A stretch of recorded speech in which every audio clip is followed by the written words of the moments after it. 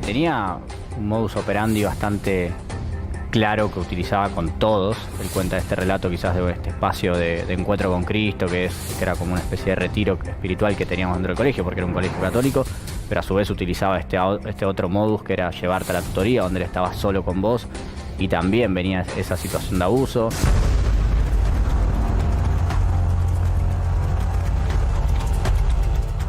Fue en un retiro espiritual. Él entró a mi habitación mientras dormía. Amanecí en medio de la noche y él me estaba tocando. Claramente en ese momento no lo entendí. Digamos, en esas tutorías que él tenía, en muchos casos le pedía a los chicos que se bajen los pantalones, diversas situaciones en esos momentos donde él te orientaba la conversación hacia lo sexual, te iba llevando.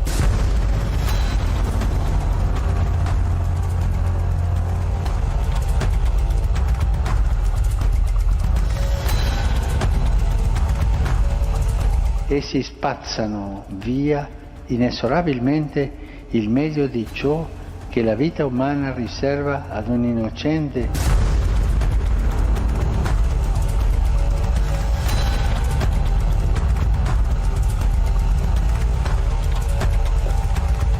Muy buenas noches, bienvenidos al noticiero de A24, 19:33.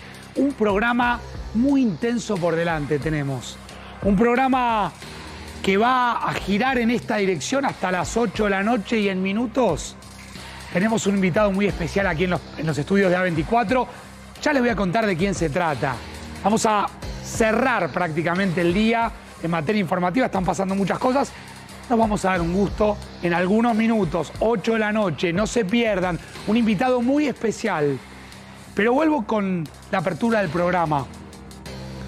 Una vez más, como hace tantísimos años, sectores de la iglesia aparecen señalados, vinculados por delitos o presuntos, vamos a ponerlo en estos términos, presuntos delitos sexuales.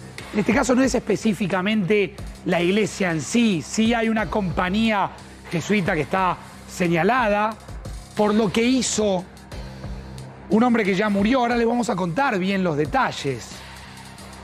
Como decía y veían ustedes allí en la apertura, 20 años después salen a la luz algunos hechos que la justicia está revisando.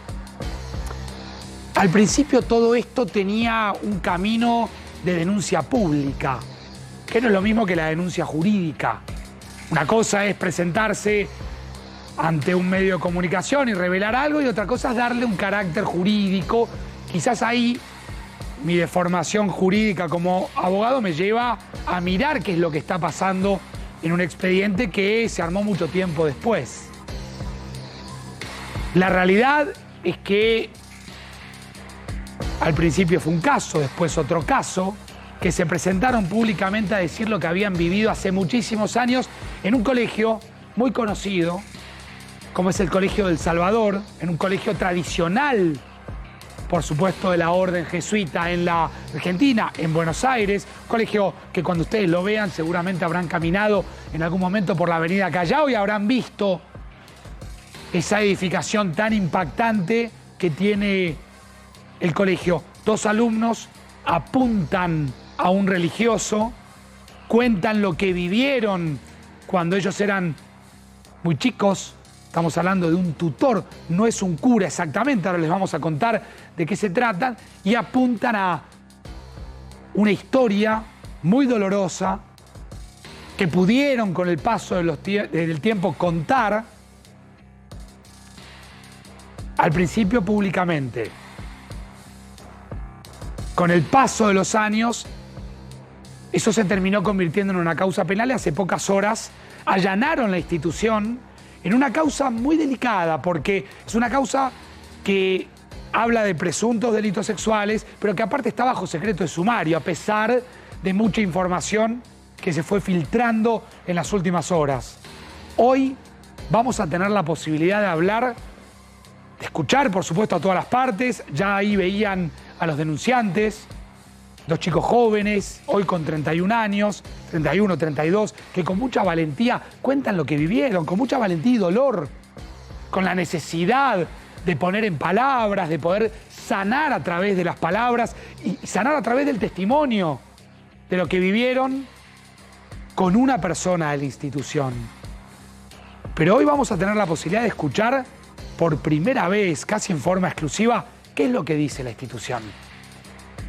¿Qué es lo que cuenta, por ejemplo, el abogado de los denunciantes? Lo vamos a escuchar en algunos minutos, como vamos a escuchar, por supuesto, a las víctimas que le apuntan a una persona que ya murió. ¿Qué es esta historia que quiero empezar a recorrer con fotos, con imágenes, con detalles de un expediente judicial, repito, que está en secreto de sumario y que tiene un apuntado cuyo nombre era César Fretes? Ahí lo tenés en imagen. Fretes es el apuntado por los denunciantes, era un tutor escolar que, por supuesto, estaba alcanzado en sus actividades por lo que sucede alrededor de un 6º grado, chicos muy chiquitos. Fretes era el tutor escolar de la escuela del Salvador. No llegó a consagrarse como sacerdote, es decir, no era un cura, era un religioso. Sí hay un detalle importante, es que se ordena como hermano, es decir, una suerte de intermediario. No es un cura, sí es un religioso que oficiaba como tutor de chicos muy chiquitos, de una escuela religiosa, como la escuela, el colegio, para ser preciso con la información, Colegio del Salvador. Cuando en el Colegio del Salvador empezó a correr la versión de que este hombre era un perverso, de que este hombre podía presuntamente llevar adelante delitos sexuales, que por ejemplo, y ahora van a escuchar ustedes a las víctimas, sacaba a un chiquito de un aula para iniciar un diálogo, para iniciar algún tipo de tutoría. Y después lo que hacía era algunos tocamientos o les pedía que se bajaran los pantalones, en una actitud, por supuesto, reprochable, plausible, por supuesto, de un delito. Cuando esto empezó a suceder, la escuela, como siempre sucede, y esto es un debate que no solamente pasa en la Argentina, el Vaticano debate esto. ¿Cuál es la actitud que tienen las instituciones religiosas o la propia Iglesia cuando aparece entre sus filas un perverso como era el caso de Fretes? ¿Qué debe hacer? Bueno, la historia cuenta que la institución, ni bien se entera de los detalles, lo corre a Fretes del contacto, del vínculo con los chicos. De hecho, van a ver en la próxima información, hay en el 2003 un traslado justamente a Mendoza, a un colegio llamado Colegio San Luis Gonzaga, hay un número que no es 2023, sino 2003, pero no importa, es un dato que rectifico en la placa, con una orden de restricción. Los sacan de la órbita de los menores, le imponen una orden de restricción propia, mientras realizan una investigación interna, investigación que, atención, llega incluso al interés del propio Vaticano. Cuando el Vaticano termina de concluir una investigación en el año 2007, este hombre, este perverso, es expulsado de la institución, por supuesto, y de la propia Iglesia. Lo expulsan, repito, con intervención del Vaticano, termina fuera de la institución y termina fuera de la Iglesia. Año 2007. Mucho tiempo después entra en escena esta escuela. Vuelve a entrar en escena este colegio que están viendo atrás, que es el Colegio del Salvador. Porque primero las denuncias se hacen públicas, pero en las últimas horas se inicia un expediente que ahora te voy a contar por qué delito es. Pero quiero que escuches a Pablo Bío, uno de los denunciantes. Escuchá lo que cuenta de la experiencia que vivió, que luego la traslada en un testimonio judicial. Mirá.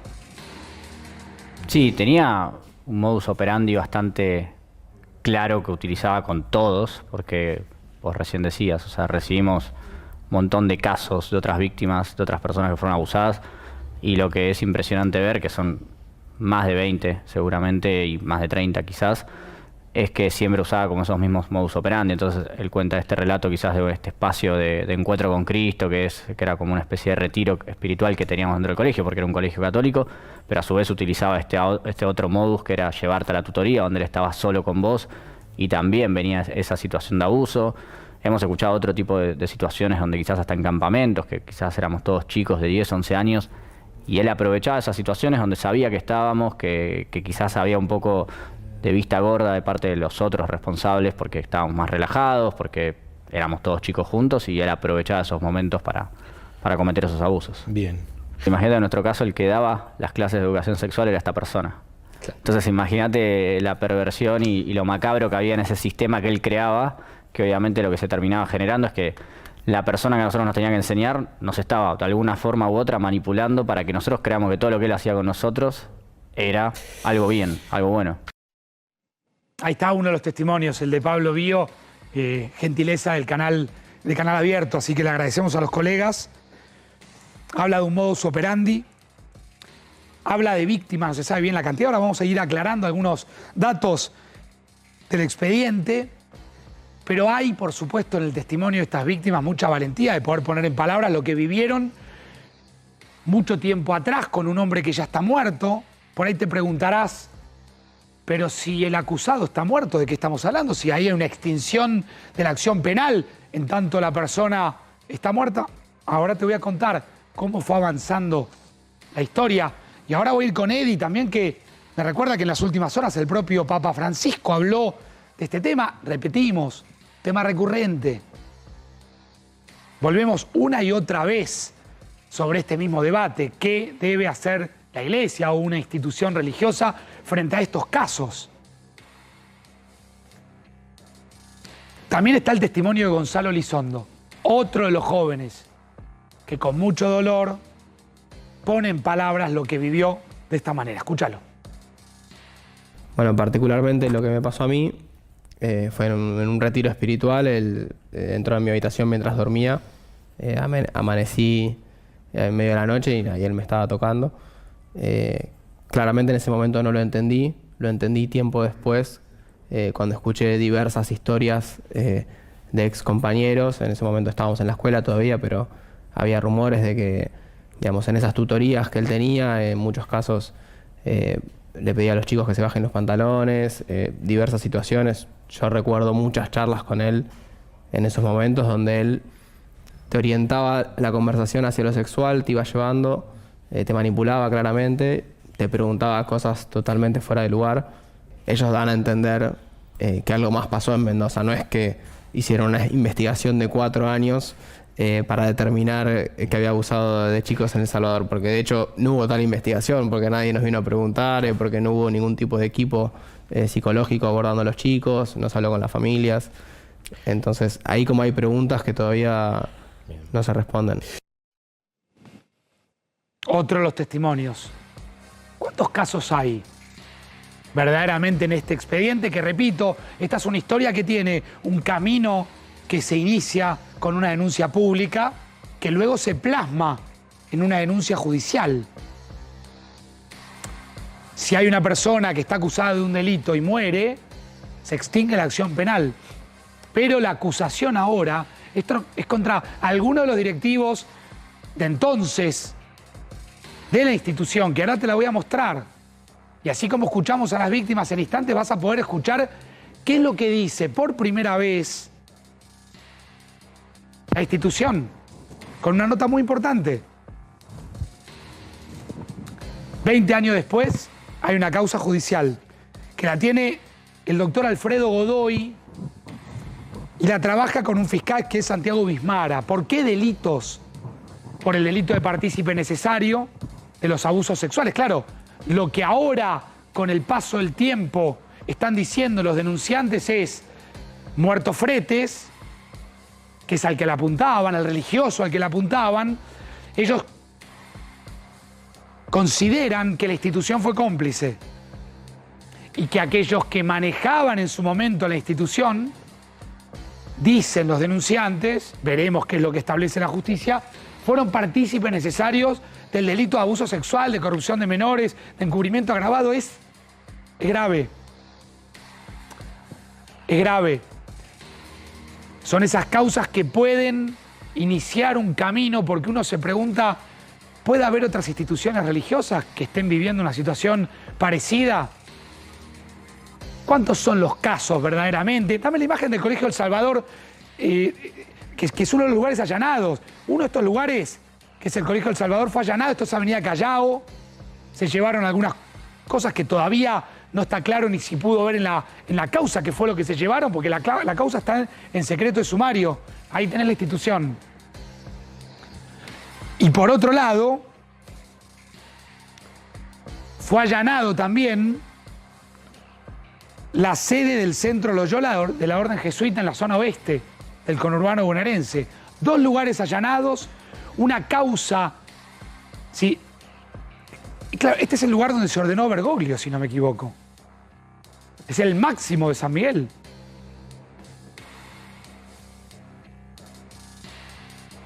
Es verdaderamente grave la causa. Hay que ver qué hay adentro del expediente, porque la información que se filtra es preocupante. Y vamos a tener la posibilidad de hablar en minutos con el abogado de la institución, que habla por primera vez, el doctor Alejandro López Romano, que está con nosotros. Doctor López Romano, Facundo Pastor, ¿cómo le va? ¿Cómo anda?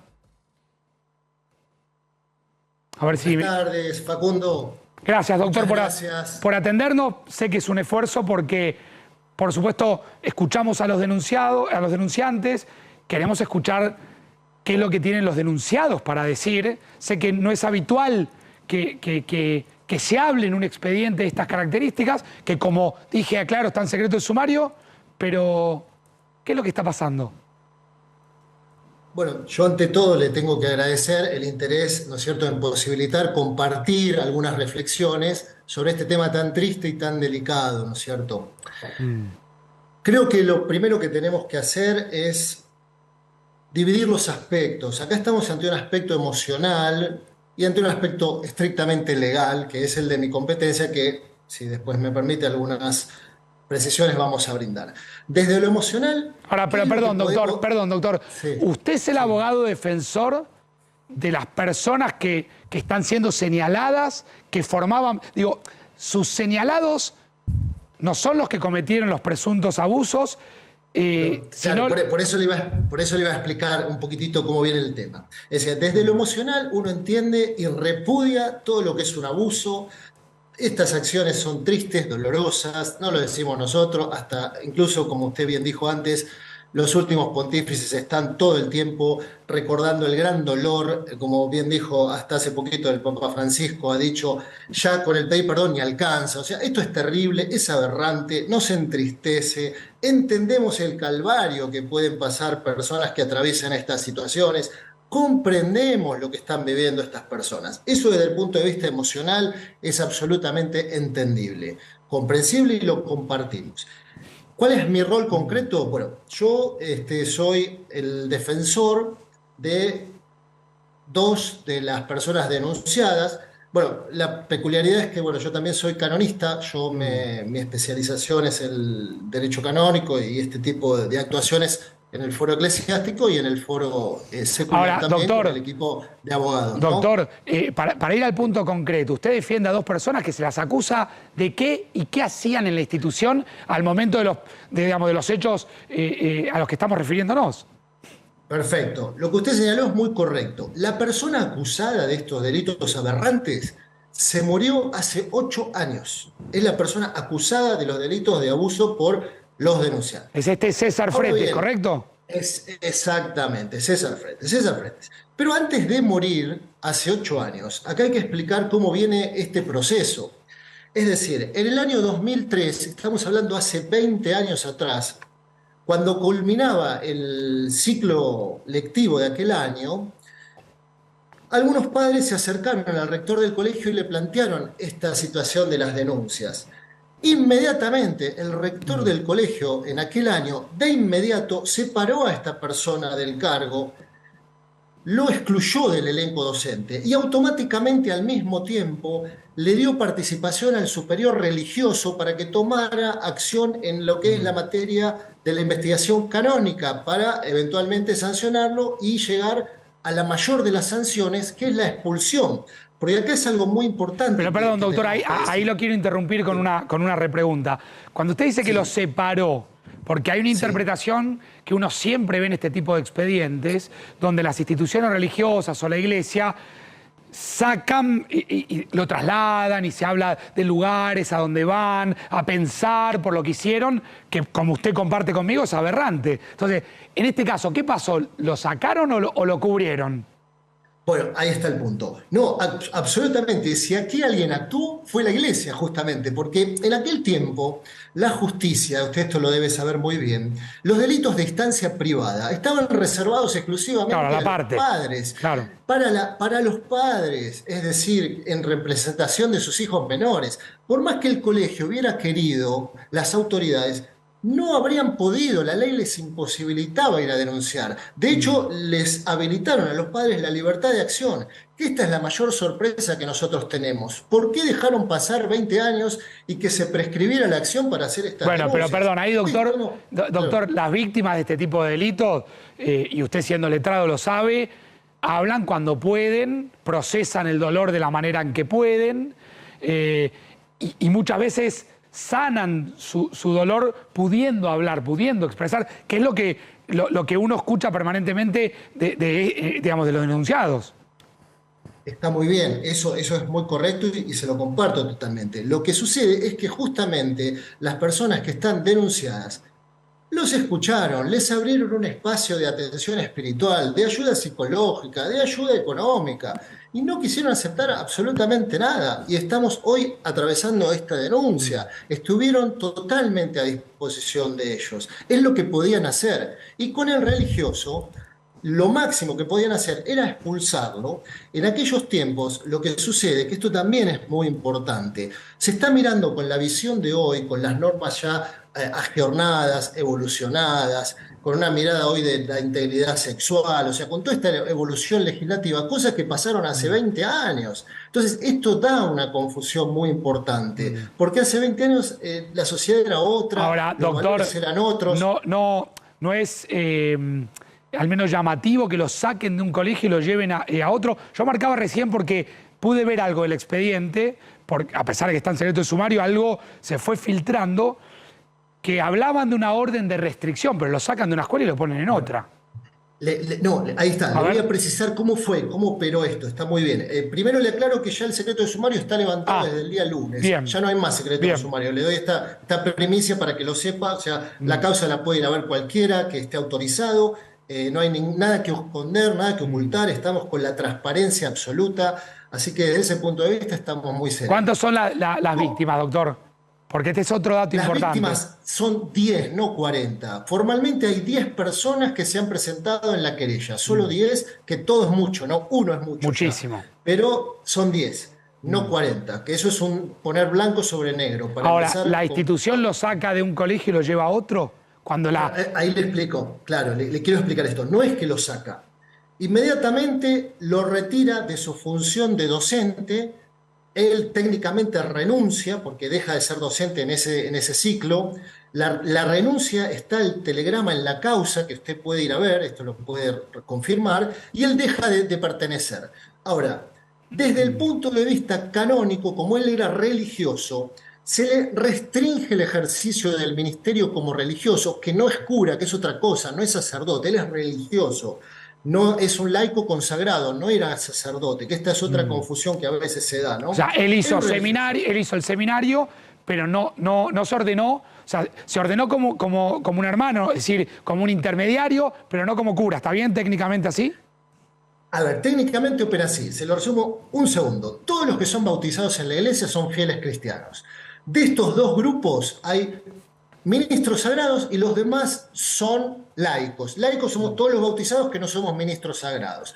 Pero de estos dos grupos, de los laicos y de los sacerdotes, hay religiosos. Son personas que consagran su vida a Dios. puede haber curas que sean religiosos, pero puede haber laicos que sean religiosos. Claro, en el caso de Fretes era un laico. Yo dije era un laico erróneamente intermedio, es decir, era un Claro. laico religioso, ¿correcto? Era un laico religioso, exactamente. O sea, no tenía el orden sagrado. O sea, Ahora, no era doctor, cura en el para que la gente- expediente, la calificación delictiva, lo que a veces popularmente la gente entiende como la carátula, la causa que es el cual, digamos, calificaron el delito como que hubo gente que formó parte de la institución, del colegio, que fue partícipe de estos delitos. De hecho, si no me equivoco, corríjame, partícipe necesario. Quiere decir, estamos hablando de una participación primordial con su conducta para que el delito, que en este caso era el delito de abuso, pueda constituirse. Con lo cual,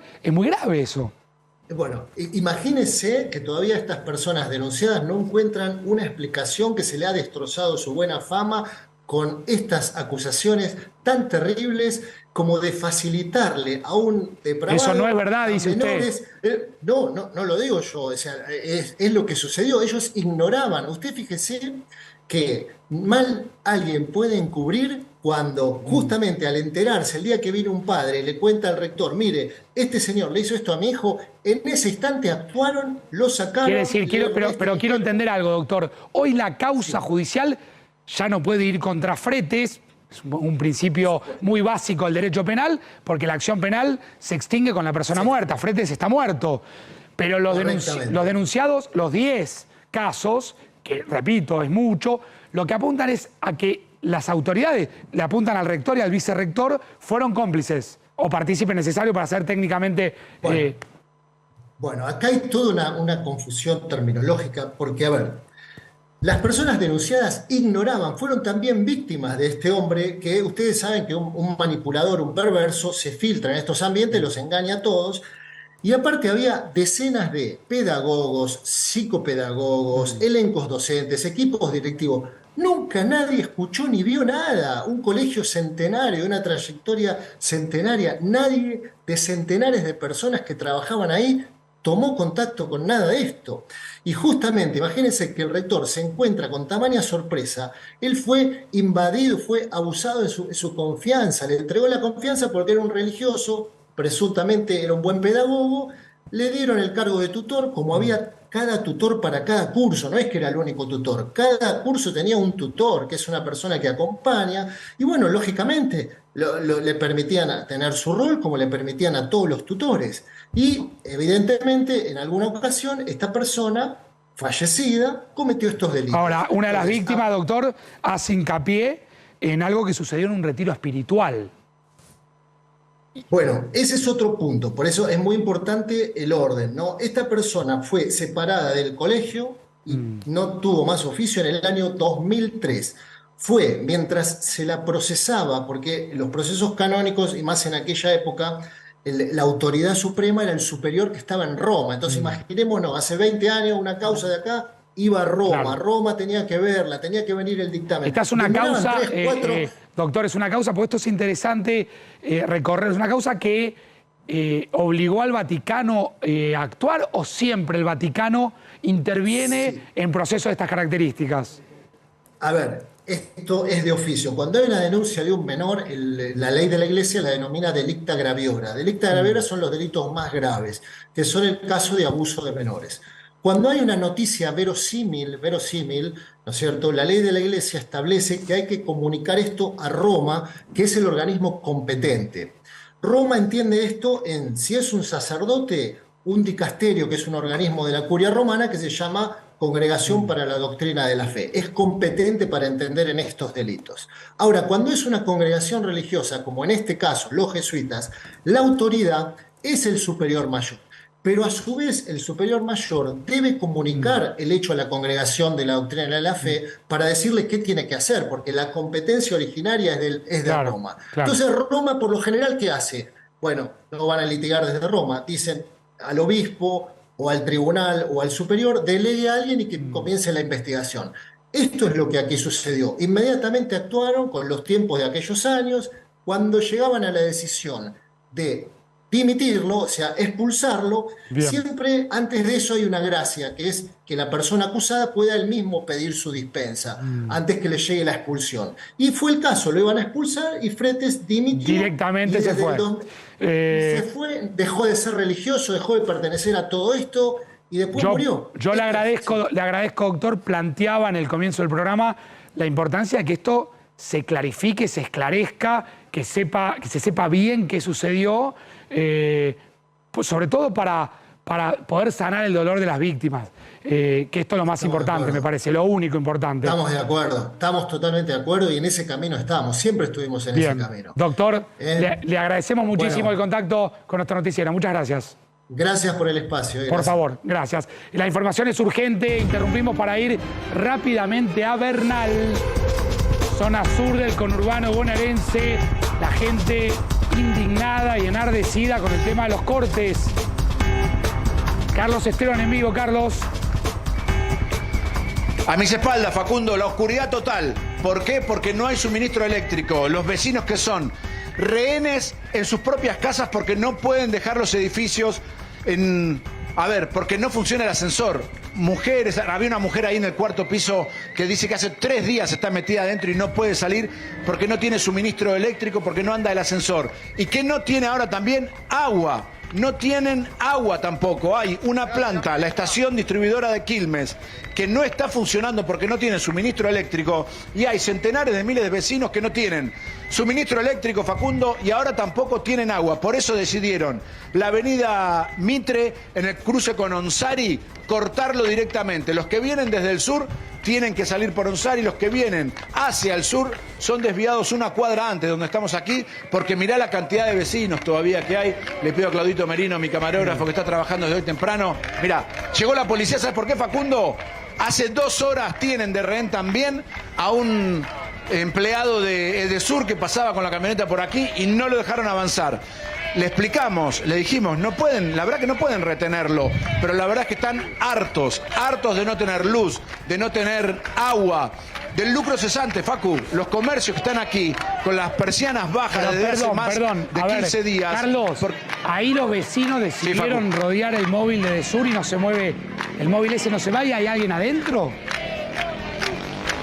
Claro, hay un empleado, acaba de llegar la policía también, porque insisto con esto, no hay piquete bueno y piquete malo. Aquí la gente está mal lo que está haciendo, está cortando la calle, no permitiendo que la gente circule, y en este caso tienen de rehén a un joven que está aquí y que no les dan una respuesta desde la empresa de qué es lo que debe hacer. Eso que pasa ahí. Aquí, espera, Facu, espera, porque en la situación en la que estamos aquí trabajando acaba de llegar la policía y nos pidió mantener una distancia y...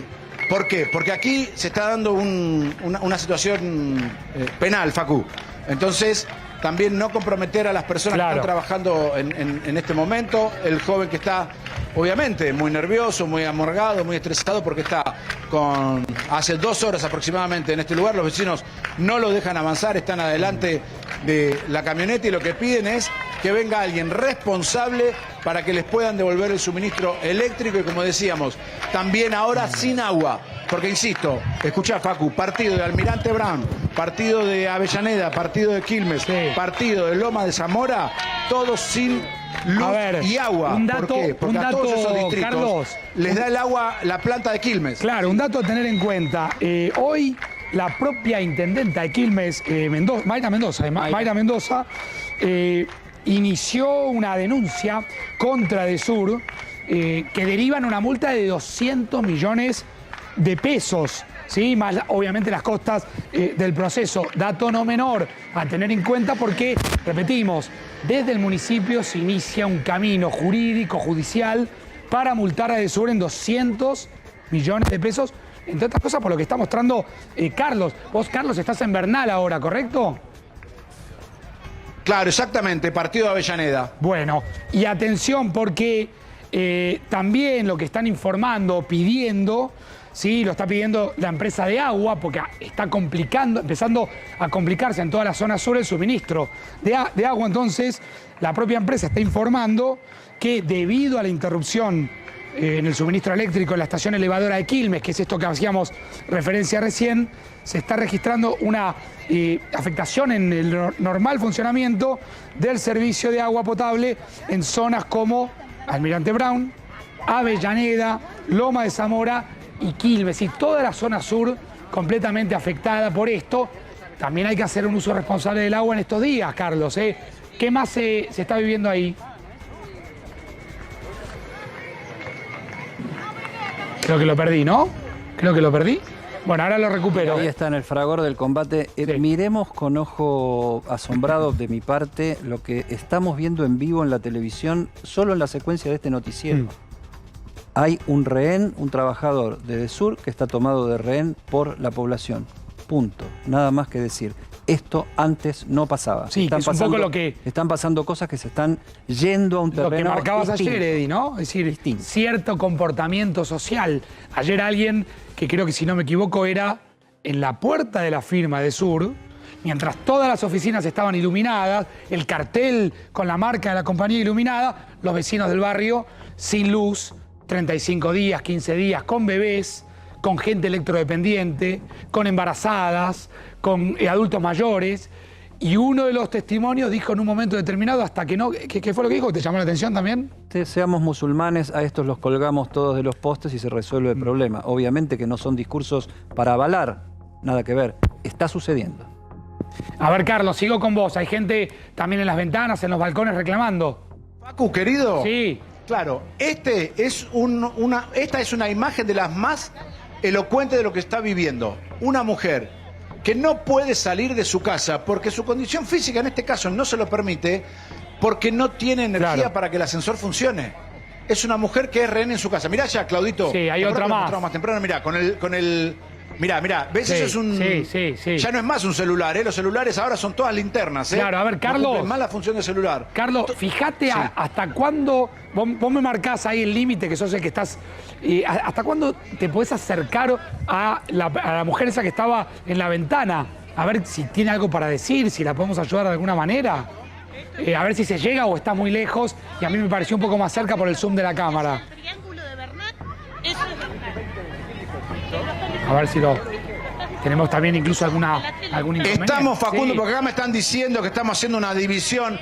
Estamos en Wilde, en el partido de Avellaneda, trabajando, porque la gente aquí recibe mensajes de otra que está en su casa y distorsiona lo que nosotros estamos contando. Sí. Estamos trabajando en Wilde, en el partido de Avellaneda, y Bien. en la misma situación que se da en centenares más de lugares que no tienen energía ni suministro, Bueno, Bernal es ahí ni al agua. límite, Carlitos.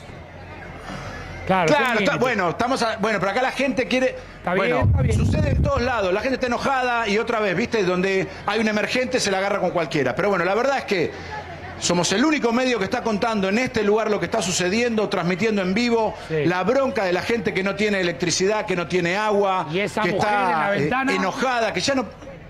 Sí, se metió para adentro Se ahora, metió. mirá, a ver. Se metió. Había otra, no, ya se metió para adentro Claro, otra porque vez. si hay gente que anda necesitando algo por ahí, algún tipo de ayuda, que por supuesto ver si podemos ser un puente para que alguien vaya y colabore, si hay gente que queda atrapada en su propia casa. Es una locura en medio No, incluso hay lugares donde se están Facu, repartiendo rehenes. bidones de agua y se Claro. está llevando asistencia con agua a la población Sí. afectada. que decías, Carlos, rehenes, ¿no? Sí, rehenes en su propia casa. Ahora, bueno, por supuesto, es de noche, no tienen luz, no se los ve. Pero estaban en 1, 2, 3, 4, quinto, sexto piso, en donde no tenía...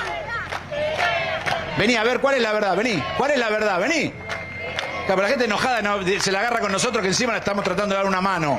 Me están diciendo de sí la verdad, digamos. Bueno, no importa, está bien, la gente está enojada, que como no...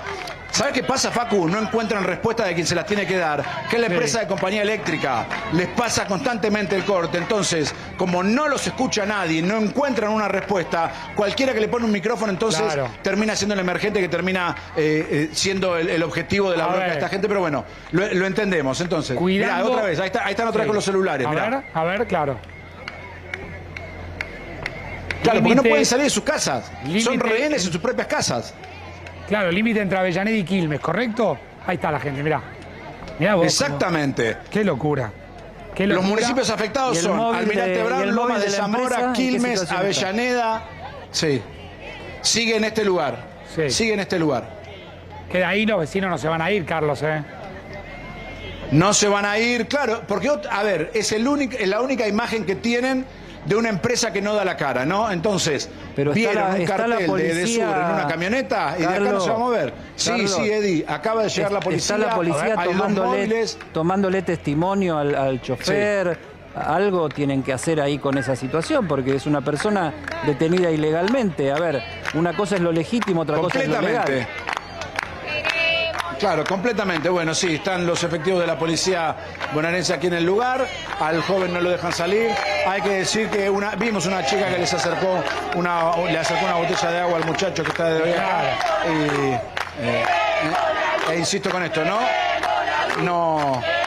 es lo que corresponde, porque este pibe es seguramente un tercerizado de la empresa, no tiene la responsabilidad de los cortes de luz en este lugar y está hace aproximadamente 2 horas aquí con vecinos que no lo van a dejar pasar hasta que venga, lo que me decían los vecinos, una persona responsable que tenga la decisión de poder darles una respuesta a todos estos vecinos.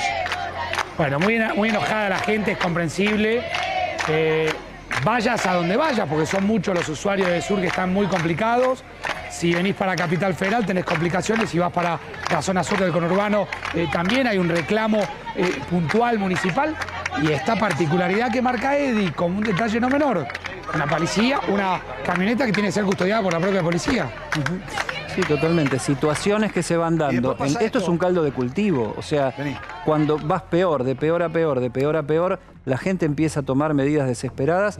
A ver, es una camioneta de una empresa pública con trabajadores tomados de rehenes por la población. Atención ahí, ¿qué pasa, Carlos?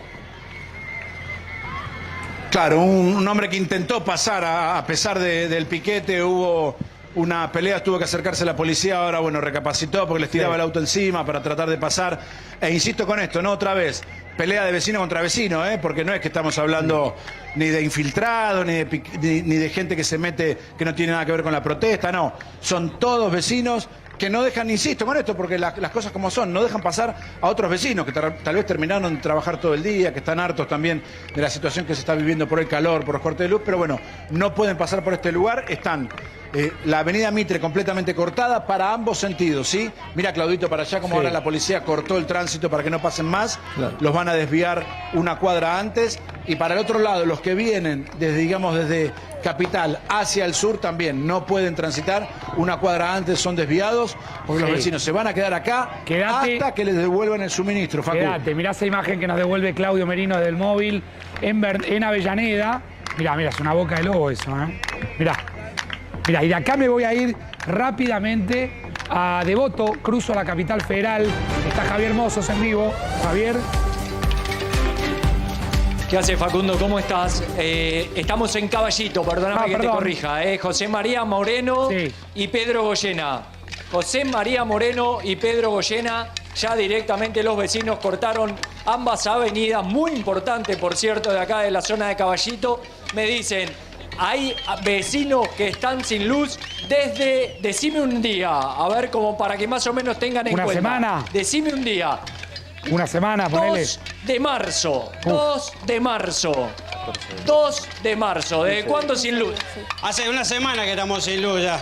En su caso, una semana. Una semana, sí. Hay vecinos que hace más de 15 días que están sin luz en el barrio. ¿Cuál es la respuesta? Ninguna.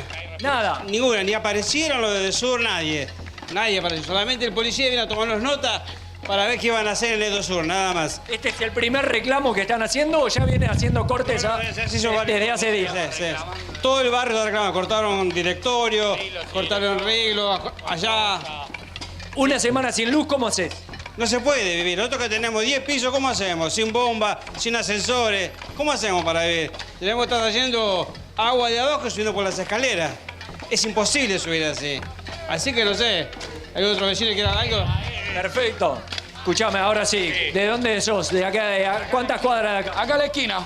Pues María Moreno y Valle. ¿Cuándo te quedaste sin luz? Estamos sin luz. Una semana también. Una semana hay vecinos que están hace 20 días sin luz. En Formosa tuvieron 3 semanas, 2 semanas sin luz. Hay gente para allá, está hace 2 semanas sin luz. Recién estamos cortando acá y cortaron acá la esquina la luz. Acá también cortaron la luz. De Sur no hay respuesta de nadie de Sur, del ente del Estado, nadie. Nadie nos da respuesta, nadie. Estamos totalmente desahuciados. ¿Cómo vivís? ¿Tenés familia? ¿Cómo hacen? No, acá no vivo, o sea, vengo, reclamo, me voy, así, tiré. ¿Te mudaste? ¿Te tuviste que mudar? Y tuve 2 días viviendo en otro lado de prestado, porque no se puede aguantar, no puedo, mi pareja no puede, tengo una bebé chiquita, no puede, o sea, no se puede. Claro, ¿cómo haces? ¿Tenés una familia? ¿Tenés hijos? ¿Y es imposible? No se puede. Tenés que tirar toda la heladera. Tengo vecinos de 85 años que no pueden subir, 7º piso, no pueden subir por la escalera. Imposible, de locos. Decime, ¿cómo te llamas? Mara, vivo en la esquina. Acá en la esquina. Desde diciembre, todas las semanas nos cortan la luz, hasta el día de hoy. Vení un segundo, vení un cacho. Vení acá, a ver, mostrame el lugar donde vivís. Acá arriba. Ahí arriba. A ver, Dieguito, mirá. Toda esta esquina de diciembre. Sí. Hasta ahora nos cortan la luz todas las semanas, 5 días por semana. No tenemos luz. No me queda otra, no tengo a dónde irme. Es lo único que tengo. Él es mi vecino. Nos pasamos la luz uno al otro, porque a veces me cortan a mí. A veces uno tiene y el otro no. Y así sucesivamente. No tenemos respuesta. Llamás a Edesur, contame tu problema. Un contestador automático te dice, contame tu problema. Una falta de respeto. ¿Sabés a dónde lo tenés que mandar? ¿Sabés lo que tengo ganas de hacer? Te soy sincero, aunque la gente me critique, como bombita. Ricardo Darín, hacerle lo mismo a Edesur. Acá, ni el presidente, ni la rata que tenemos de la reta, nadie nos da una mano, nadie. Entiendo. Estamos solos, abandonados acá. Ojalá crucemos los dedos que vuelva pronto, señora. Ojalá. Decime. Te lo digo, esto es muy sencillo. Para que tenga. Nosotros pagamos un valor determinado de luz, de gas, de agua. ¿Recordás cuánto pagás de luz? Y estoy pagando más o menos 8.000 pesos por mes. ¿Perdón? ¿Cuánto? 8.000 pesos por mes. ¿Pero qué tenés? ¿Una empresa? ¿Un local? ¿Qué tenés? Sí, en mi casa. Por tu casa, 8 lucas por mes. La diferencia que dicen supuestamente que me subsidian con la tarifa, el subsidio lo pagamos con inflación. Sí. Porque realmente lo que no pagas en la tarifa lo pagas con inflación. La realidad es esta. Edesur tiene de cada 100 clientes el 87% que está perjudicado es de Edesur. Sí. Y el otro 13% es de Edenor. Lo que significa en definitiva que Edesur no hizo ninguna inversión de la que tenía que haber hecho. Vos vas a hacer los reclamos, los tipos te toman el pelo, a mí me tomaron la dirección, me dijeron que mañana, ayer, me iban a mandar una cuadrilla. Digo, ¿cómo vas a mandar una cuadrilla a mi casa si el problema es de la zona? Yo vivo en José María Moreno entre Juan Bautista Alberdi y Valle. Y vos me decís que me vas a mandar a mi casa, no me tomes el pelo. Por lo menos decime cuándo van a dar la luz y yo sé si tengo que quedarme en mi casa, si me tengo que ir. Viste, nosotros somos gente grande.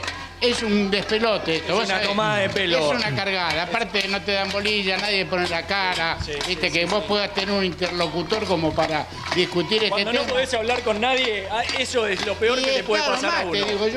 Te ponen una máquina y tenés que hablar con una máquina. Ayer yo voy a Cenillosa personalmente y no te dejan entrar, te atienden en la puerta. Te toman el reclamo en la puerta, entran y después te vienen con la hoja firmada del reclamo que hiciste. Le digo, pero... Una cargada. Esto es una barbaridad, porque encima la puerta, un cliente y yo tengo que estar en la puerta. Es una vergüenza. ¿Cómo te llamas? Raúl. Gracias, Raúl, por tu testimonio. Javi, el panorama, Facundo. Se repiten los casos, podríamos partir pantalla, vamos a acomodar los móviles, pero... Una señora de Caballito. Esto es el corazón de Caballito, barrio tradicional porteño. Una señora de Caballito dice, quiero poner una bomba. Así estamos. Sí, que si agarrás lo que pasa allí en Wilde, lo que pasa en Caballito, si partís pantalla en un ratito, acomodamos los móviles porque también se les está complicando a los chicos para trabajar ahí. Pero en minutos volvemos, ¿sí? Ahí está, ahí lo tenés. De un lado Wilde, del otro lado Caballito, con alguna luminaria en la vía pública, pero con la protesta, con la indignación, con algo de fuego, ¿sí, Javi? Lo que pasa es que vos ves luces acá, pero ¿qué es lo que hacen los vecinos?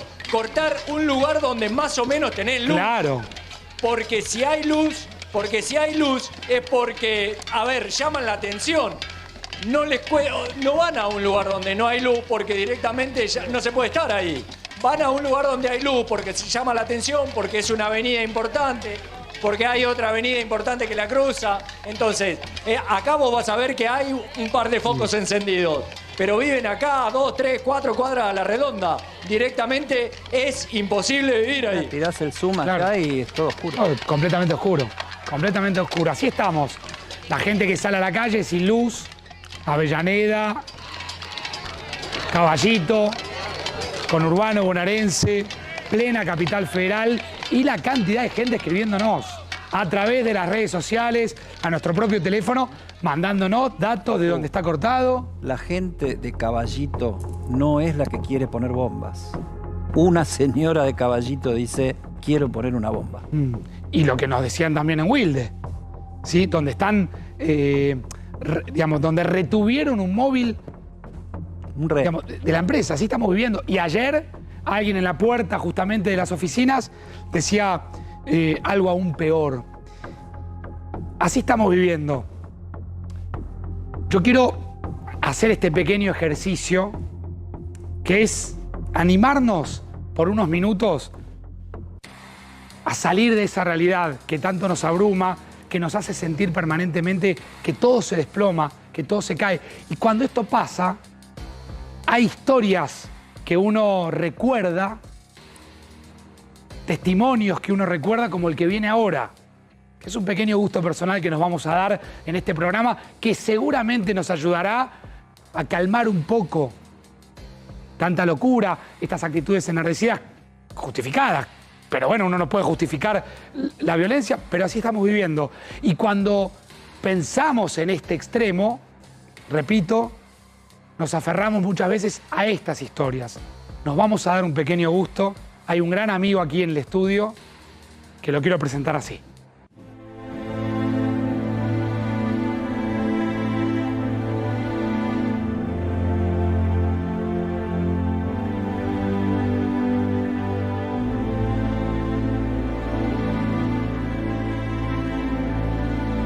Me voy a acercar a la mesa para saludarte. Voy a dar un abrazo, no lo hago con todos los invitados. ¿Cómo estás, Facundo? Carlitos. Qué gusto, ¿eh? Qué lindo verte. Qué bueno. Te tocó un día intenso. Bueno. Pero bueno. Tuvimos 70 días sin luz nosotros. Claro, de intensidad conocés más que nadie. Pero no teníamos no teníamos a qué reclamar nada. Está claro. Y aparte era por otra situación. ¿Cómo andás? Bien, bárbaro. La verdad, bárbaro. Bárbaro. Tratando de rescatar lo positivo dentro de lo negativo. Nosotros nos tocó vivir una historia que yo a veces no entiendo por qué es tan fascinante. Yo mismo soy un fascinado por la historia. Ahora llegué hoy de Chile, de dar esta conferencia, doy más de 100 conferencias en el año 100 entero. conferencias, 3 libros. No, 26. 26 libros, 3 películas, documentales. No, y ahora se está haciendo una mega película Netflix que curiosamente la encontré parecida a la película que ganó el Oscar el otro día porque tienen bastantes puntos parecidos. Eran los 4 chicos que iban con ilusión a París, les cortan la ilusión porque en la realidad te corta la ilusión, se encuentran con la guerra. Nosotros íbamos con la ilusión a Chile, a salir con chicas, a comprar ropa y nos cortan la ilusión el destino. El guión nos tira en la cordillera de los Andes a vivir 70 largos días con sus noches, que es mucho tiempo. Como digo yo, 70 días da para ponerse de novio, casarse y divorciarse. Es mucho tiempo. Yo te veía mirando las imágenes. Por supuesto, este contexto no tiene nada que ver, pero lo primero que decías es algo así que muchas veces cuando uno está hasta acá, que es lo que vivimos todo el tiempo, los argentinos tenemos esa sensación de estar hasta acá todo el tiempo. Sí. O con el bolsillo, con la inseguridad. Dolorosa. Yo adoro este país. Adoro. Lo único que veo es a ustedes, lo único que veo son noticias argentinas, pero me duele mucho. Tenía una abuela rosarina y la Argentina es un país al cual adoro y me duele la situación que están pasando porque no se la merecen. Tengo grandes argentinos amigos, íntimos argentinos. El lugar que más se vio la película nuestra fue acá. El lugar que más se leyó el libro fue acá. La consideran casi argentina, digo, y se la sacaron del buche los chilenos, porque es una historia de Mercosur, claro. O sea que es una historia de uruguayos que nos caímos en Argentina y que caminamos hacia Chile. Digo, imagínate si nos hubieran descubierto los argentinos, hoy estaban bailando por un sueño. Seguro. Carlitos, esta es una historia donde yo miro las imágenes y me imagino que te debe pasar a vos. ¿Es una historia donde se convivió más con la vida o se convivió más con la muerte? Bueno, justamente se convivió con la muerte, pero peleamos por la vida. Yo termino mi conferencia con una foto donde estamos los sobrevivientes, pero también están los hijos de los sobrevivientes. O sea, ¿qué te quiero decir con eso? A mí no me gusta dar mensajes ni consejos, pero la verdad que es una lucha por la vida, porque hoy somos más de los que salimos en aquel avión. Yo tengo 2 hijos, tengo 6 nietos, ahora nació la última, Venus se llama, acá en Argentina, es argentina. Entonces la vida continuó, entonces al final vos decís, yo creo que yo acuñé una frase hace un tiempo que después se hizo bastante famosa, que es que cada uno tiene su propia cordillera. Vos la tenés, él la tiene, todos la tienen, pero lo importante es de mirar para atrás a tus cordilleras, pero para ir para adelante. Y cuando yo miro mi historia y veo que triunfó la vida, digo, valió la pena haberle metido pasión, haberle metido ilusión, haberle metido actitud para que lo que triunfe sea la vida. Y a veces, el otro día di una conferencia en Punta del Este y yo decía, qué paradoja pensar que estamos acá pasándonosla bien y todo eso, y en el mundo se están matando. Sea en Ucrania, sea la pandemia, sea la incertidumbre, lo que se está viviendo en todos lados. Digo, ¿qué sentido tiene a veces estar peleando por la vida? Estar peleando por la vida y que en otros lados se estén matando, digo. Carlos, ¿y cuántas veces volvés recurrentemente ahí? Mirá, yo volví... ¿Pasa que todos los días o hay días que por ahí... No puedes... No podés vivir todo... No. ¿Volvés recurrentemente? Sí, todo el tiempo porque todos quieren saber la historia. ¿En qué recuerdo? Bueno, pero más allá de los 20 y pico de libros, de las 3 películas, los documentales, ¿vos cuándo volvés ahí? Y vuelvo. Primero soy un agradecido a tener la oportunidad de vivir. Fíjate que yo me salvé por cambiar el asiento un minuto antes, esa es la verdad. Contá un poco eso, por favor. Y bueno, sí, y yo era un caprichoso, un consentido, no servía para nada. Viste que los caprichosos tenemos esos antojos de la ventana del avión, porque vas sacando fotos, porque... Quiero ir ahí, en la ventana. Quiero ir ahí. Y me había tocado pasillo. A mí me había tocado ventana. Y mi compañero de asiento, Echevarren, Rafael, a quien yo había invitado, me dice, Carlitos, déjame la ventana que quiero sacarle fotos para llevarle a mi novia. Y no sabes lo que me costó darle la ventana. No querías. Claro, pero yo como era el más chico me hice el maduro y le contesté, sí, Rafael, sentate, a mí no me importa nada. Me hice como el que yo hubiera viajado mucho. Él se sentó en la ventana a sacar fotos, vino el accidente, el avión se partió al medio. Él tuvo una herida muy grande en una pierna porque un pedazo de la hélice entró hacia adentro del avión. Y fíjate que él murió y yo estoy vivo. Y a veces te preguntás por qué, porque a veces es una cosa... Y bueno, durante muchos años lo tuve como un peso del por qué yo estoy vivo y por qué hay otros que murieron. Y a veces decíamos, seguramente los que murieron eran los mejores y nosotros éramos los peores. Y después dije, ¿por qué los peores? Y yo soy buena gente. Digo, al final entendés de que el destino también juega parte de la cosa, pero también la suerte, como yo digo, es el cuidado de los detalles. Y nosotros hicimos mucho para salir de ahí, muchísimo. A mí me encanta la frase de San Francisco de Asís que dice, empieza por hacer lo necesario, luego lo que es posible y te encontrarás haciendo lo imposible, que es cumplir el proceso. Y fue exactamente lo que hicimos. Fíjate que nosotros a los 10 días nos enteramos de que el mundo entero nos había abandonado. ¿Cómo fue ese momento? Eso fue, bueno, para mí... Siempre me impactó una frase que creo que, si no me equivoco, me vas a corregir, es el título de un libro que escribió tu padre. No, yo escribí después del día 10, que es a ver, mostrame. Este libro, después del día 10, porque el día 10 cambia la historia. Nosotros hasta el día 10 esperábamos de que nos vinieran a buscar porque habían pasado aviones. Pero en el día 10 nos enteramos de que no nos buscaban más. ¿Y eso? Y entonces fue, como me lo plantea Gustavo Nicolís, me dijo, Carlitos, tengo una buena noticia. Yo era el más chico, entonces era como una actitud paternalista. Carlitos, tengo una buena noticia para darte. Le digo, ¿qué pasó, Gustavo? Acabo de escuchar una radio chilena donde dijeron que dieron por finalizada la búsqueda del avión uruguayo y van a venir a buscar los restos nuestros en febrero cuando vengan los deshielos. Yo le digo, ¿pero cómo buena noticia, hijo de puta? Perdón la palabra, pero fue así. Y digo, ¿cómo buena noticia? Y me dijo, Carlitos, ¿sabes por qué es buena noticia? Porque yo le quería pegar. ¿Sabes por qué es buena noticia? Porque ahora dependemos de nosotros y no de los de afuera.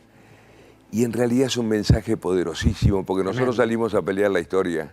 Digo, no es verdad de que nos encontró un arriero, no es verdad de que nos encontraron los helicópteros, lo que sí es verdad que nosotros fuimos a buscar el arriero, nosotros fuimos a buscar los helicópteros. ¿Cómo fue esa pelea, Carlos? Y bueno, y ahí nos dimos cuenta que la historia era nuestra historia, entonces hubo que pelear, hubo que tomar decisiones de alimentarnos de nuestros compañeros muertos, porque no habíamos comido nada en 10 días, hubo que preparar... Eso fue muy fuerte, ¿no? Eso es... Habíamos vivido el proceso. Yo recuerdo haber leído mucho de lo que un sector de la sociedad decía respecto a eso. Algunos. Las críticas que recibieron. Uno muy pocos, muy pocos. Siempre son los haters, como digo yo. A mí me encantan. Están llenos.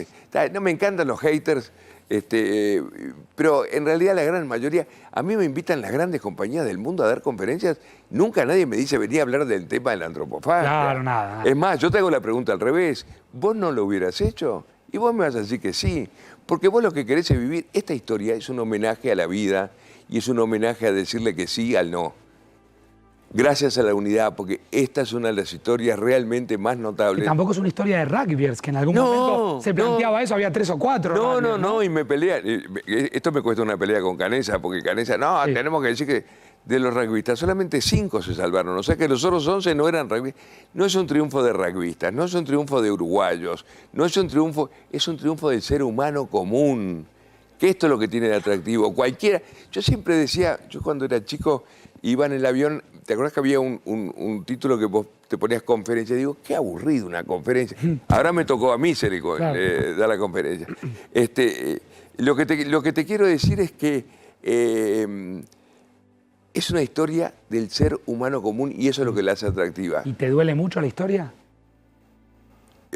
No me duele, soy un agradecido. Hay momentos que estoy yo más sentimentalmente. El otro día di una conferencia maravillosa para Esteban Bullrich a beneficio de la ELA, de la esclerosis lateral amiotrófica, que fue maravilloso el testimonio de él.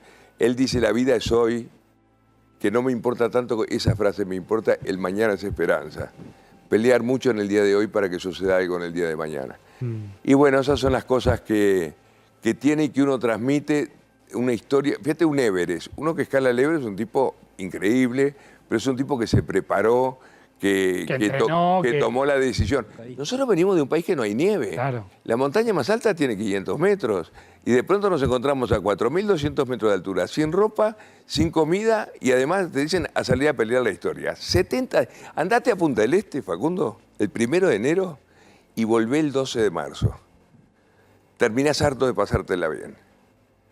Mirá lo que te digo, nosotros 70 días, que además no sabíamos cuándo terminaba, porque un preso, va poniendo cruces. 70 sin la incertidumbre de creer que podían ser 100 y pico. Súmate y dale. Sí, no, me quedo... No, con la incertidumbre. Fíjate. Con todo respeto te voy a robar una frase. La suerte es el cuidado de los detalles. Y mirá de los detalles que habla Carlos Páez, de cómo tuvieron que sobrevivir y cómo tuvieron que transitar esos 10 días. Nos acostumbramos en esos 10 días a la situación y tuvimos que ver cómo sobrevivir, yendo a buscar y yendo a comer de donde tenían que comer. Démosle magnitud a eso, son 50 años, ¿verdad? 50 años, sí. Démosle magnitud a este acontecimiento. En mi cabeza, yo cumplo 60 el mes que viene. Tenías 10. En mi cabeza hay 2 imágenes fuertes en blanco y negro que son el hombre pisando la luna y el acontecimiento de los Andes. O sea, 2 cosas que tienen que ver con el traslado aéreo y que tienen que ver con proyecciones hacia distintos lados. Uno de ellos hacia sobrevivir. La suerte es el cuidado de los detalles. La toma de decisión de cada uno de esos detalles en el momento en que estás ahí, que no fuiste a escalar el Everest, te caíste en el Everest, digamos, sí, en la cordillera. Sí, exactamente. Nosotros, pero fue, ¿sabes qué? A mí no me gusta meterme en política ni mucho menos, pero yo te digo de que de esa situación salimos todos juntos.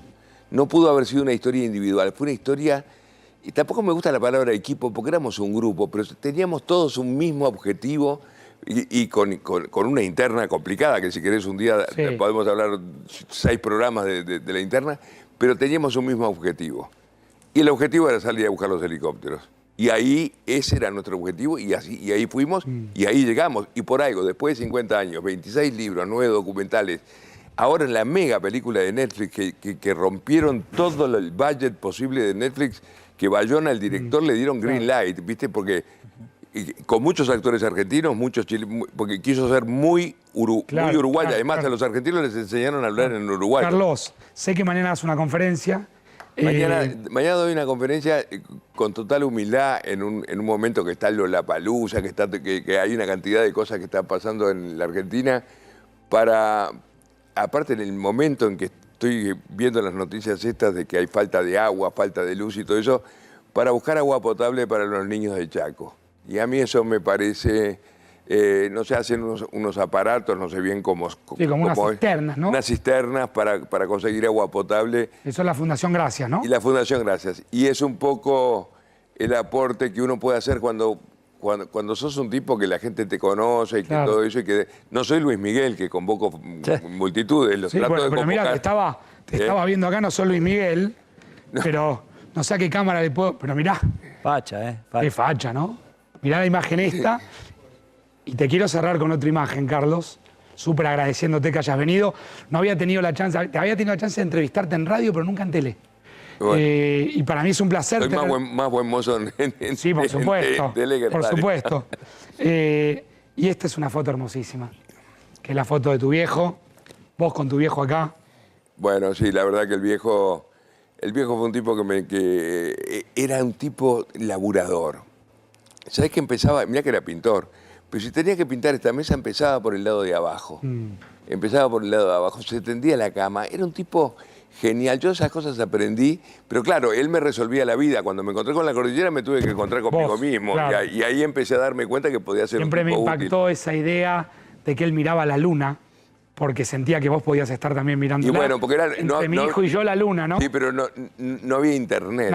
Digo, entonces era el vínculo que teníamos, era ese, que son las cosas románticas que hay que rescatar también, aún dentro del drama que se está viviendo.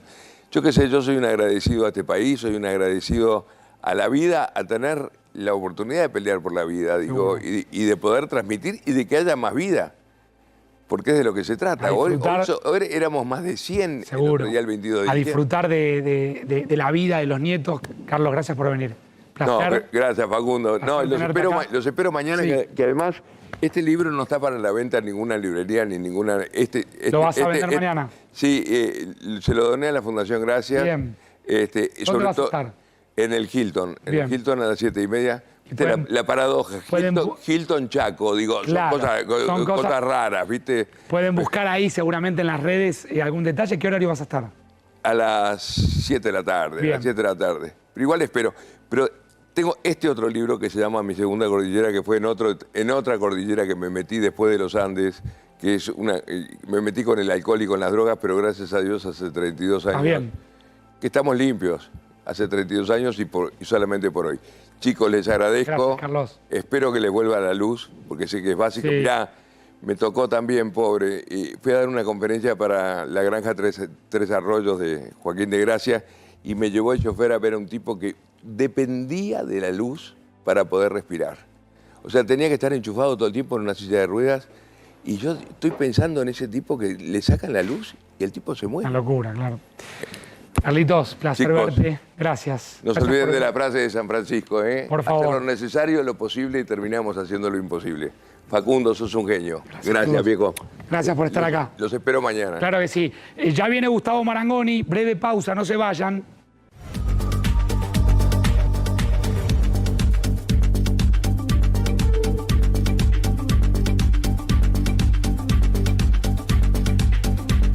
Ya está con nosotros el señor Gustavo Marangoni con la guía, con la vieja guía de Fernández. No sé qué hice más que la vieja guía. Hice la tarea, entré al RENAPER y dije, a ver cuál es el ranking de apellidos de Argentina. Fernández. No. González, Rodríguez, Gómez, Fernández son los cuartos. Mirá vos. Pero están todos en el gobierno, porque ¿viste vos? Se ve que se confabularon para tomar un gobierno y tomaron este gobierno. Ahora de todos los Fernández. Desarrollamos este título que es Fernández y Fernández versus Fernández. Un saludo a todos los Fernández que nos pueden estar viendo. Claro que sí. Eddie, hablemos de Fernández. Hablemos de Fernández, de Aníbal Fernández. Tiró lo que para mí es la frase del día hoy. Dijo, Alberto Fernández, el presidente, padeció 3 calamidades. Una pandemia, una guerra y la cámpora. Una pandemia, la guerra y la cámpora. ¿Escuchamos? Fernández, vamos. El problema no es nuestro, es de la puerta para adentro. El salario no alcanza. No tengo duda, estoy convencido. Hay que seguir trabajándolo ese tema. Hay que trabajar fuertemente en ese tema. A mí me encantaría que todos tuviéramos conciencia, no es tan fácil, de que lo que encuentra Alberto cuando asume la presidencia de la Nación con Cristina es una catástrofe. Y esa catástrofe se termina exacerbando con una pandemia y con una guerra y con la cámpora y son todas las calamidades que le tocó vivir al presidente. Esa es la interna del momento. A ver, todas las calamidades. Yo diría que Aníbal es tal vez el albertista menos pensado, porque Alberto y Aníbal no se llevaban bien. Históricamente tenían una relación muy tensa, muy de competencia, muy de yin y yang, muy de un lado por el otro, uno por un lado y otro por el otro. Aníbal Fernández, un sofista, ¿no? O sea, un tipo que es capaz de discutir con sí mismo durante horas y terminar ganándose la discusión. Un personaje así que está jugando como vocero para la interna y es el que está marcando esta distancia entre el presidente, la vicepresidenta y los chicos de Máximo Kirchner, que son la cámpora. Bueno, seguimos. Acompáñame, que voy a verlo a Gustavo con Fernández y Fernández versus Fernández. Fernández. Bueno, a ver, yo pensaba, no lo escuchaba y digo, Fernández les da todo servido en bandeja a ustedes los periodistas, porque el título es una máquina de tirar títulos, Aníbal. Y a los politólogos nos complica un poco él, pero nos complica un poco más el otro Fernández. Vamos a decirle F1 al presidente, F2 a la vice y F3 a Aníbal, respetando la pirámide. Fue el día del F5. Hoy fue el día del F5 de las entradas. Pero vamos con, digo, para el F1 uno diría, aplica la doctrina del Pato Rengo, ¿no? El presidente que está cerca de fin, por lo menos de su primer mandato, tendría menos poder con todos estos bolonquis internos, pero sin embargo hay algo curioso, porque Aníbal dice lo que dice, es una espada mediática, es hábil, etcétera, y de alguna manera parece reconvertir, Fernández 1 y 3, la debilidad, no digo en fortaleza, porque sería a lo mejor demasiado, pero en cierta forma, una suerte de devaluación del F2. Porque si vos estás, pensemos 3 años atrás, Cristina o el camporismo hacían un gesto, una pequeña mímica y inmediatamente las cosas se ordenaban. Ahora, a medida que estamos acercándonos al fin del gobierno, ya no hay sutilezas. Se tiran artillería pesada y, sin embargo, el presidente es así, sale Aníbal y contesta duro, porque equiparar la cámpora, la pandemia, ¿no? Ahora, déjame que te haga una pregunta, Gustavo, con tu experiencia de consultor y de politólogo. ¿No hay también una búsqueda de evitar fugas hacia un peronismo no kirchnerista y tratar de ubicar dentro del Frente de Todos un peronismo, esto que se dice que en el off the record dijo Alberto, ¿no? Soy el que quiere terminar con el kirchnerismo en la Argentina. Porque la oposición está trabajando por opciones peronistas por fuera del Frente de Todos. Hay lecturas que a lo mejor hacemos nosotros, los que nos gustan todas estas cosas. Lo que hay que ver es qué ve el que está más lejos de la política. A lo mejor ve gente que se pelea entre sí. Sí, claro. Me parece que sí. Y entonces voy a decir, che, si este auto lo va a conducir gente que se está peleando entre sí... Pero te agrego algo, gente que se está peleando entre sí, ¿por qué? Bueno, yo creo que es una cuestión... ¿Por qué pelean? ¿Cuál es la pulseada? Porque representan en algún aspecto cosas distintas. Pero si son parte de un mismo gobierno. Pero eso qué tiene que ver. Vos podés ser parte de una misma familia. Es decir, la verdad que a esta altura del partido, uno lo que observa es que, y alguna vez lo hemos comentado, que las coaliciones son pedazos dentro de una suerte de paraguas que los contiene hasta ahí. Entonces, a mí me parece significativo que Cristina el viernes haya hablado de la fragmentación como un temor, porque Cristina el viernes siempre habla desde afuera del gobierno, habló desde adentro del sistema. ¿Por qué? Porque si hay alguien que conoce la potencia que tiene la fragmentación es el kirchnerismo. Nació de la fragmentación de lo anterior. Construyó algo nuevo y ahora hay un riesgo de fragmentación que te involucra a vos. Entonces voy a decir que no está tan bueno ahora lo de la fragmentación. Pero Gustavo, ¿estaría funcionando esta idea de pedazos? Así bueno, funciona. Pero estamos digamos, a ver, pico de inflación. Sí, obvio. ¿Pero qué querés? Ya me voy a decir, a lo mejor un auto con querosén funciona y a lo mejor funciona, no tengo idea. Mal funciona, te debe hacer pelota el motor, digo. Algunos le llaman funcionar. Bueno, seguramente no son los únicos motivos por los cuales a las argentinas y a los argentinos no va como nos va. pero tener que ver tiene que ver, ¿no? Porque lo que acabamos de escuchar, como tantas otras cosas, creo que reflejan no solo diferencias personales, también lo hemos mencionado. Creo que hay muchas diferencias en la base de la sociedad, entre gente que a lo mejor vos te encontrás que hay frente todistas que son laburantes con recibo de sueldo, otros que viven de lo que el Estado los puede asistir, otros que viven del trabajo no registrado, otros que son autónomos y otros son monotributistas. Todos votaron al frente de todos, pero lo votaron con expectativas distintas. Y esas expectativas no se vieron certificadas. ¿Y dónde lo ves? Macri arrasó los salarios. 20% cayeron los salarios registrados en la presidencia de Macri. Ahora, con el frente de todos, cayeron 4 más. Los registrados, los no registrados cayeron más, entonces perdiste de local. Estas peleas, en última instancia, creo que es el reflejo de una impotencia por no poder haber defendido lo que se supone que tenés que defender cuando perteneces, digamos, al peronismo, que es el ingreso de los laburantes. Y eso no se dio. La guerra, la pandemia, la cámpora, lo que quieras. Pero perdiste. ¿Viste cuando te vas? Nos vamos de la cancha y decís, no, pero no jugamos tan mal. No merecimos perder 3-0. Si pasaron cosas del kirchnerismo, del gobierno, ¿no? Porque no es kirchnerismo, pasaron cosas. La guerra, la pandemia. Claro. Bueno, a ver, uno a veces lo que siente, lo que ve, cuando el presidente expresa lo que expresa, condicionado porque me tocó una guerra, como que te está pidiendo que lo vayas a consolar. Y vos decís, mirá, es al revés este laburo. Claro. Es el presidente el que consuela a la sociedad que pasa las consecuencias de la pandemia, de la guerra. Porque si no, viste, parece que, uy, pobre tipo, vamos a ayudar, qué sé yo, a ver, hagamos todos una vaca, ¿no? Digamos, ahí hay como una inversión de los roles, que es cuando alguien te devuelve el problema sin resolvértelo, aquel que se supone que tiene que resolvértelo. O sea, que vos acá, en el Fernández y Fernández versus Fernández, no ves alternativa de amalgamar ideas. Porque, digo, ¿en qué está aquello de la unión del peronismo, de la que tanto hemos hablado, en distintos peronismos? Es que ¿hay chance de que Fernández 1, Fernández 2 y Fernández 3 se conviertan en un solo Fernández?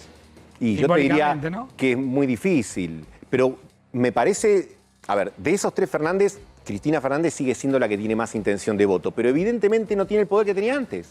Porque si no, no podría darse esta contestación que mostraban ustedes, no podría darse la indiferencia del presidente a las críticas lacerantes que le hacen en los actos. Entonces, 4 años atrás, Gustavo, nos encontrábamos y discutíamos una idea política que era, ayúdenme ustedes porque ya estoy bastante cansado, jueves, con sin Cristina. No se puede, con Cristina no alcanza, sin Cristina no se puede. ¿Y ahora dónde estamos parados? Y ahora estamos parados en esto. Mira, una vez, entre todas las cosas que dijo Perón lo dijo todo, ¿no? Dijo, yo me manejo bien en el quilombo, decía. Y robó bastante también. Por supuesto. De lo que habían dicho. Digamos, no citaba entre comillas, vamos a decir. Digamos que sí. No citaba entre comillas. Pero una vez dijo, yo me manejo bien en el quilombo. Claro, vos te manejás en el quilombo cuando hay una conducción, cuando hay una última voz que después del bolón que dice, bueno, vos. Vas vos. El tema es que acá esa síntesis no está. ¿Qué la puede dar eventualmente? ¿No define Fernández 1, Fernández 2, Cristina? No. ¿Ya no define? Y no define como antes, seguro. Y tampoco define Fernández, no, ese es el problema. Porque si uno de los dos, el tercero es un apéndice, digamos, en este caso del primero, pero si uno de los dos decidiera no tendríamos este problema. El problema es que justamente no conduce ni el poder formal, el uno, ni el poder real como quisiera, porque si no, no estaría quejándose cada vez que interviene. Gustavo, nos vemos mañana. Muchísimas gracias. A vos. Saludo a los Fernández. Saludos. Saludo a los Fernández. Para el cierre, título de cada uno, Martín y Ceci, dale. Sí, se va a definir en los próximos días, Facu, una causa judicial que mira mucho el poder judicial. Me refiero, ustedes se acuerdan de lo que fue el viaje al lago escondido de una serie de jueces, fiscales, funcionarios con la filtración de chat. Hay una disputa entre 2 jueces, un juez de Comodoro Pi y el juez de Bariloche, que es el que hoy tiene la causa. Los dos entienden que deben investigar el caso. Como no se ponen de acuerdo, ahora va a intervenir la Cámara Federal de Casación Penal, que va a ser el tribunal que dé la última palabra y diga qué juez va a quedar a cargo del expediente. Un expediente de vuelta muy importante para el mundo judicial. Y que dentro de ese mundo judicial todos se están mirando, no sé si hay mucha expectativa por fuera, pero que seguramente donde quede puede marcar mucho el futuro de la Bien, Ceci. Bueno, Facu, noticias narcos otra vez. Detuvieron al sobrino de Marcos Estrada González, este capo narco de la 1114 que fue expulsado el año pasado. El sobrino de quien fuera el capo narco de la 1114. John Paul Revilla Estrada. Ya había sido expulsado del país en 2017 y 2021. Bueno, volvió. Seguía volviendo al país, seguía volviendo a la 1114, seguía manejando el narcotráfico, el narcomenudeo en ese sector del Bajo Flores. Ahora fue detenido por la Policía Federal cerca de Lima, unos 35 kilómetros. Y bueno, todo vuelve, ¿no? Todo vuelve, todo se recicla. Vuelve, hay reminiscencia a lo que fue esa guerra muy sangrienta dentro de la 1114, tema que dejémoslo para mañana porque seguramente lo vamos a estar ampliando. Segunditos para las 9 de la noche. Martín, gracias. Mañana, Facu. Si nos reencontramos mañana, querido Eddie. Nos reencontramos mañana. Se quedan, ya está todo el equipo. No se muevan de la pantalla A24. Chau, chau.